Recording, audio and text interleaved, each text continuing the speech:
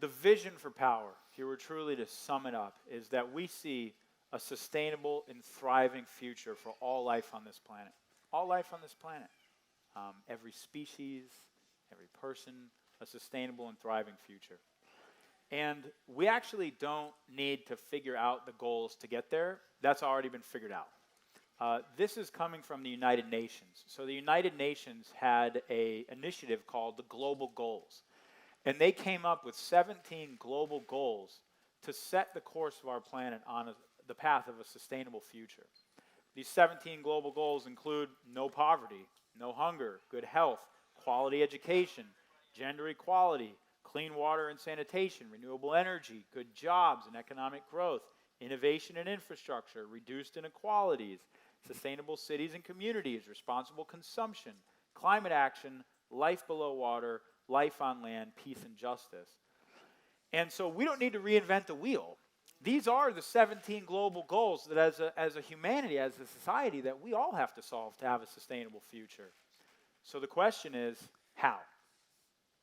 I think this is the important thing to ask yourself is what is the number one thing that unlocks all of those goals? Does anybody have an idea? Love, okay. Yes. Yeah, you're going to have love because there's no sleep. Communication, determination, what else? Education. Here's the good news. It's actually a lot simpler than that. What it is low cost, clean, abundant, distributed, accessible what? Energy. Every single one of those 17 things is unlocked with one thing. And we're going to show you why and how. Why and how. So, when you take a look at one of the big ones, right, clean water. How many of you enjoy clean water? Okay. Do you realize most of the world does not have access to that? And guess what? In California, are we experiencing something called a drought? So one of the solutions, and this is really interesting, we're going to talk about an abundance and scarcity mindset, is I was down in Aruba not too long ago with my wife, and I had a really interesting experience because Aruba has what? A desal plant. So on that island, I went into the hotel, and for the first time, I didn't see one of those little save water things. And I didn't feel concerned about taking a shower. It was a weird experience. Nobody on the island was worried about it because they have desalination. Well, one of the largest desal plants in our country is coming here. It's already here in Carlsbad, and it's about ready to light up. Here's the challenge with it. They are pumping hundreds of millions of gallons of water through these microfiltered screens so that we can get clean water. Guess what that takes? It takes energy, and a lot of it. So it uses 38 megawatts of energy, which is comparable to 28,500 homes being powered. Per day. Per day. For this one plant. And by the way, this one plant, which produces pumps 100 million gallons of water, produces 50 million of clean water. So the good news is we have the technology, but we have a shortage of what? Power, energy. The thing is that one plant is only going to service 7% of San Diego's water requirements. For that one plant, and it costs billions of dollars. Okay? So when you take a look at this, it starts to unlock the other things that we need access to, such as, and part of the challenge is with food, right? When you saw the picture of the land, the arid lands that are happening, that's happening at a mass rate. So there are not only places disappearing because of sea level rises, the land that is present is actually drying out. So guess what that means less of? Less food, okay? But we have the solutions for this, all right? All of this is accessed through energy. And when we have access to clean, abundant energy, it changes the game. And just one thing to add there that I thought was a shocking statistic is that less than 100 countries in the world right now have access to reliable energy. Less than 100 countries have access to reliable energy. How are we going to get quality education? Quality living, no poverty, if you can't even turn on a light bulb, if you can't even, do the most basic If you can't keep your food cold in a refrigerator, the things that we take for granted, right? Forget about plugging your iPhones in, okay, right? Or your cars, but the ability to have the conveniences that we forget about to wash your clothes, okay? So what happens as the cost of low-cost, clean, exhaustless, abundant energy falls through the floor? It unlocks everything. So one of the first things it does is it unlocks desalination of water. So we get access to clean water because with abundance of energy on every rooftop and solar farms, we can now move water through these desal plants. So not only we have energy, we have clean water. And guess what clean water unlocks? Well, what it does, it brings a new technology in, vertical hydroponics. So instead of us using our land, we can go which way? Up. All right? And there's some pretty cool things happening with buildings being turned into farms, right? Way cooler place to live, okay? What it also does is it unlocks all kinds of other food technologies when you have energies. It improves the quality of living overall. Think about it. We live pretty well here, right? Imagine if the whole world was no longer in scarcity because of food and water and energy. Unlimited amounts of energy, unlimited amounts of water, unlimited amounts of food. How's that going to affect our quality of living around the world? It took us a moment, even us, we went, this is it. Like, this is what unlocks everything, is energy. As you're going to see here, it unlocks every single piece of the puzzle. All 17 of the world's largest challenges and goals is unlocked through abundant, renewable energy. We couldn't get there with burning fossil fuels, but guess what? We can get there with solar. We can get there with wind. We can get there with hydro, and it's not going to take that long. It's really, really exciting. You get it? And as you'll see in just a minute, we're going to show you exactly how the role each and every one of us plays impacts the exponential growth of this technology that drives the cost down to unlock this whole chain. So get excited for it. What it's going to take to bring these solutions to market is something that we're calling the era of for-benefit entrepreneurship. Entrepreneurs are the creators, are they not? They're the change makers, they're the creators. We build something from nothing. Are you waiting for the government to solve this problem? No, neither am I. We're certainly not waiting for, I don't know, the people that created the problem to solve the problem. That doesn't seem like it's going to happen. So we're entering into an era of for-benefit entrepreneurship. And I want to pull up two quotes that really sums this up because, you know, one of the more popular phrases that you might have heard is social entrepreneurship. And Power is actually an example of, I think, the next, I would say the next iteration of social entrepreneurship, which is really for benefit. And what for benefit means is it's an actual corporate structure where the goals and the vision and the purpose of an organization is built into its governance, its corporate governance, its bylaws. So how many of you know that Power is a benefit corporation? We're a B Corp. You know that? Sweet. Half you guys didn't know we're a B Corp. Okay? This is something that has literally just come on the scene within the last 3 years. It was first written into legislature in California. A brilliant attorney came up with the whole thing. And what it essentially means is that in our bylaws, we are protected because a normal corporation right now has a fiduciary duty to maximize profit for its shareholders, and that's what its job is. That's what its duty is, to maximize profit for shareholders. Now, if going to a clean, energy or, getting recycled materials or making some decision would minimize profit, shareholders can actually sue the company. They can say, well, you're not doing your fiduciary duty, and they can sue the company, sue the directors, sue the board for not maximizing profit. It's a pretty crappy structure, don't you think? And that's why this world, a part of the reason why it's not like we have all these bad people running around saying, I want to screw up the planet. It's a product of really poor design. We have really poor design for how the world is working right now. For benefit is a brand new model. And what it basically means is that in our bylaws, our fiduciary duty is to maximize profit for shareholders and stakeholders. And stakeholders has been expanded to include the environment. It's been expanded to include people. It's been expanded to include all the stakeholders who have any sort of investment or relation to the company and its mission. So no longer can shareholders sue you for doing the right thing. And, this whole movement, this for-benefit movement, has really started in California. It's now spreading all over the place, and it is institutionalized companies. We're not profit. We're going to go make a ton of money. We love money. But we're going to use that money to do the best damn things in the world, and it's written into our bylaws. So that's the difference. So I want to share these two quotes with you.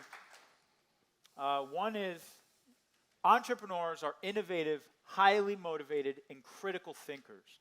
When these attributes are combined with a drive to solve social problems, a social entrepreneur is born. I want you to consider that you very well may be that person.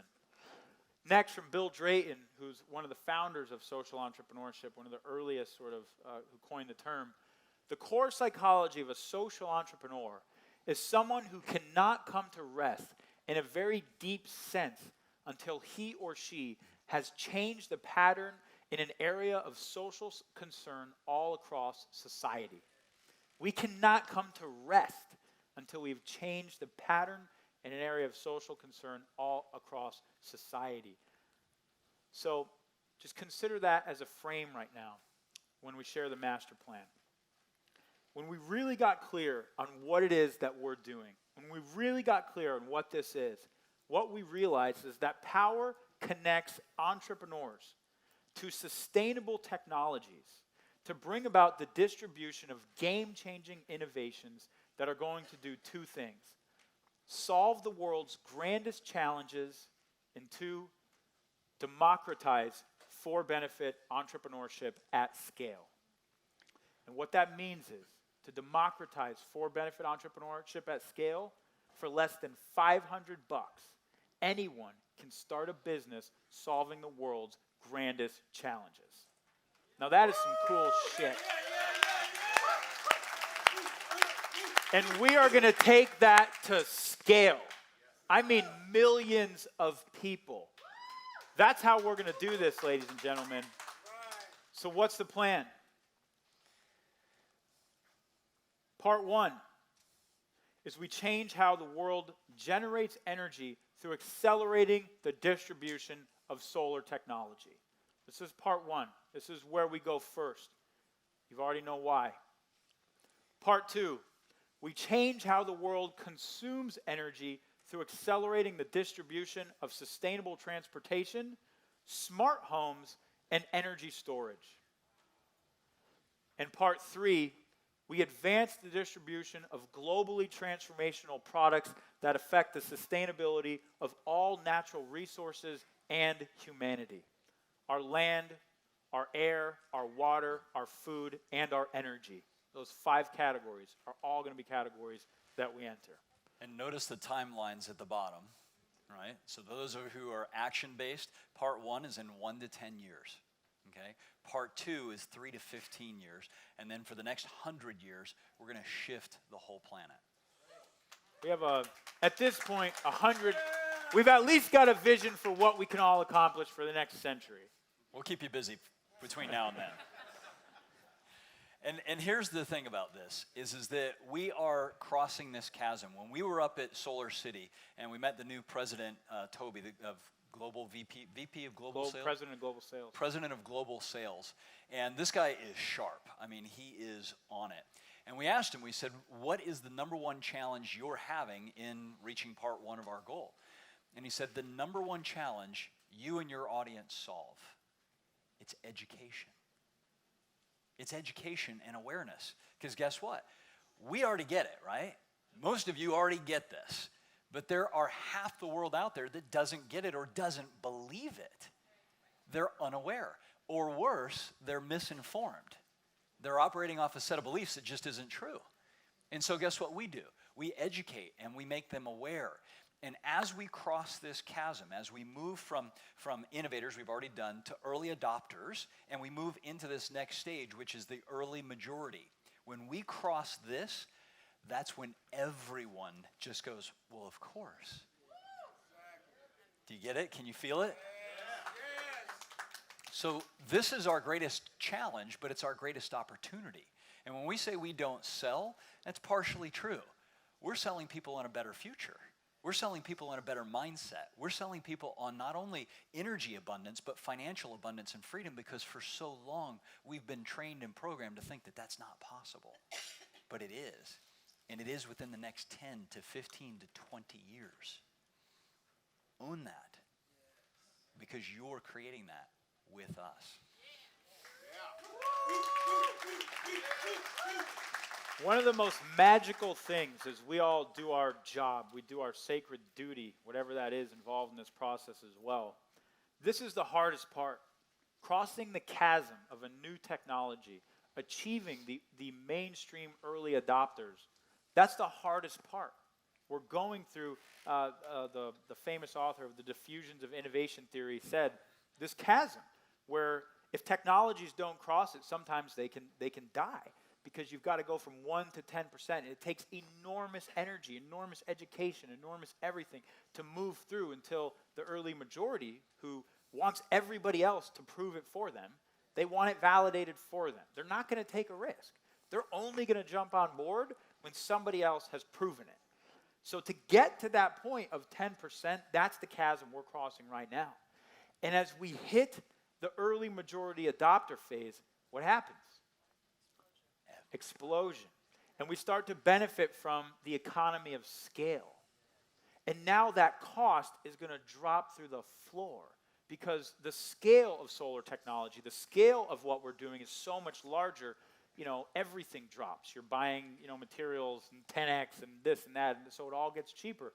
So benefiting from that economy of scale is what's going to drive the cost of technology through the floor and unlock all of these other things that we showed you. Cheap water, cheap food, unlimited amounts of everything, because we're functioning from a technology paradigm, not a commodity paradigm. And the key to this, before we switch to the next piece, the key to this is that awareness. How many of you are starting to see more of this on social media, right? You're seeing this good technology, good news, good things that are happening, what the governments are doing, and everyone. You're seeing more and more of it. How many times does it take for somebody to see an ad before they actually see it? Who knows? 7 times. So guess what? What we're going to be rolling out tomorrow is one of the technology tools to blast this across the world so it becomes the mainstream conversation. So everybody goes, of course we're doing this. Of course we're paneling the planet. Of course we're redoing our homes. Of course we're doing everything we can, because that's the vision that all of us as a species want. That's what we're doing this weekend. Part 2, once we've crossed the chasm, we go into sustainable lives. The car in your driveway will be electric.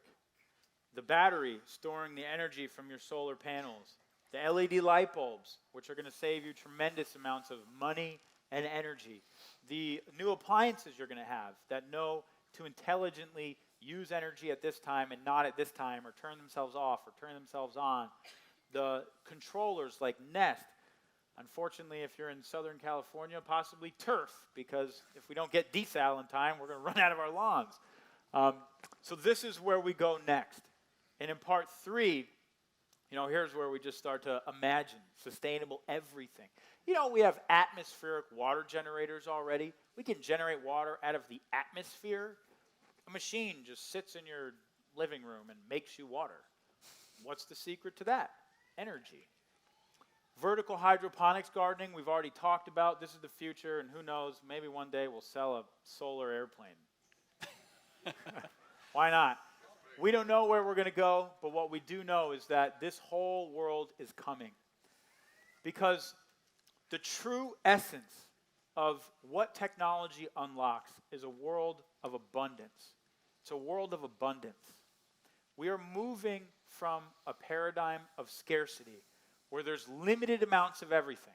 There's limited amounts of coal, there's limited amounts of oil, there's limited amounts of food, there's limited amounts of all of this. We're moving into an era of abundance, where there's unlimited amounts of energy, there's unlimited amounts of food, there's unlimited amounts of water. That is the true promise of what technology can bring to our future if it's sustainable technology.